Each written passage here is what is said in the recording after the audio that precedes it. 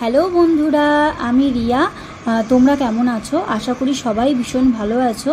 আমিও খুব ভালো আছি। বন্ধুরা, আজকে আমি বেরিয়ে পড়েছি খিদিরপুরের উদ্দেশ্যে। পথে যেতে যেতে কালীঘাটের মন্দির দেখতে পেলাম।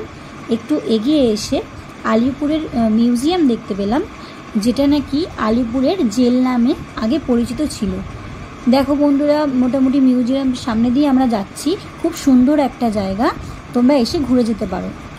আমরা বাইকে করে যাচ্ছি, তোমরা বাসে করেও আসতে পারো। তো চলো বন্ধুরা, যাওয়া যাক আমাদের উদ্দেশ্যে, পথের উদ্দেশ্যে। তো আমার খুব ভালো লাগছে বন্ধুরা।